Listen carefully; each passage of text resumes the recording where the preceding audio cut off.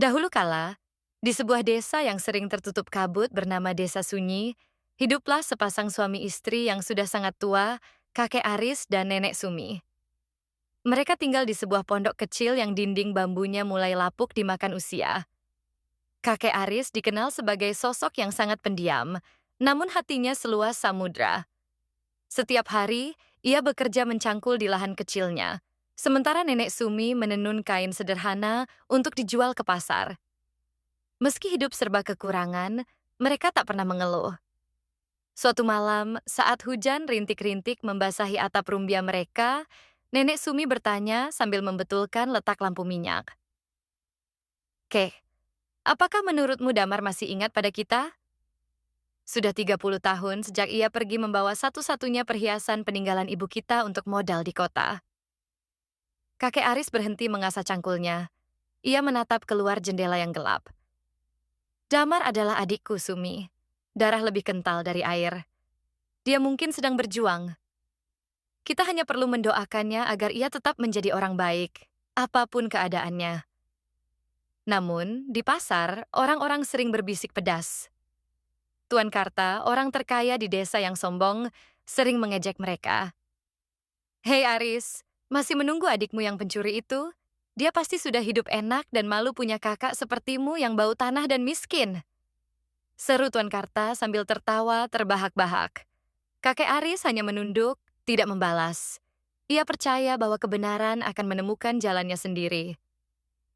Suatu pagi yang cerah, ketenangan desa sunyi terusik. Suara deru mesin yang asing terdengar dari kejauhan. Tak lama kemudian, 3 kereta kuda yang sangat megah, berlapis emas dengan ukiran indah, berhenti tepat di depan pondok reyot kakek Aris. Orang-orang desa, termasuk Tuan Karta, berlarian keluar rumah.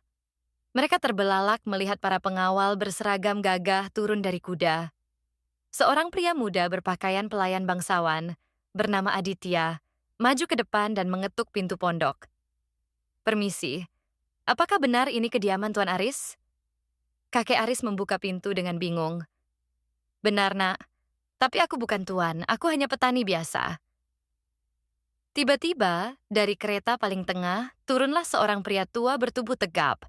Pakaiannya terbuat dari sutra terbaik, dan di jarinya melingkar cincin kerajaan.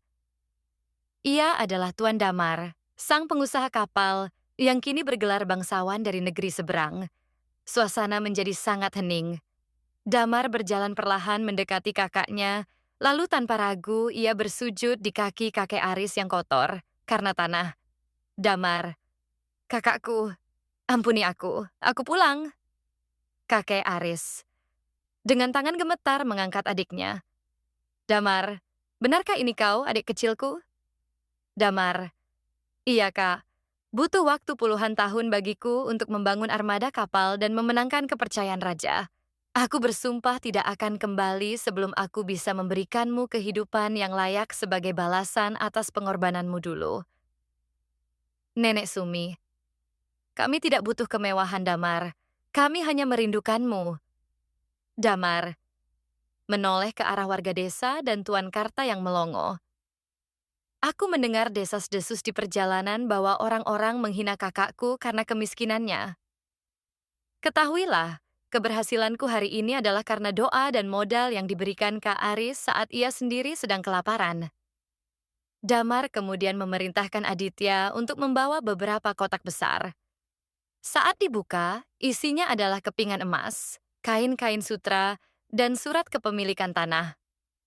Mulai hari ini, suara Damar menggelegar. Desa ini akan berada di bawah perlindungan perusahaanku.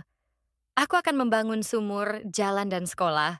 Dan pondok ini, aku ingin Kak Aris dan Kak Sumi ikut bersamaku ke istana di kota, di mana kalian akan dihormati sebagai keluarga bangsawan. Kakek Aris terdiam sejenak, lalu berkata dengan bijak, Damar, aku akan ikut denganmu untuk berkunjung. Namun, biarlah harta ini digunakan untuk memperbaiki desa kita. Aku lebih bahagia melihat tetangga-tetanggaku tidak lagi kelaparan. Tuan Karta yang sombong hanya bisa tertunduk malu, sementara warga desa bersorak gembira. Akhirnya kakek Aris dan nenek Sumi pindah ke sebuah kediaman yang indah. Namun mereka tetap sosok yang sederhana. Damar terbukti bukan hanya seorang pengusaha sukses, tapi juga adik yang setia pada janji masa kecilnya. Kesabaran adalah pohon yang akarnya pahit namun buahnya sangat manis. Dan kejayaan sejati bukan dilihat dari seberapa banyak harta yang kita miliki, melainkan seberapa ingat kita pada orang-orang yang membantu kita saat kita bukan siapa-siapa. Like, ya,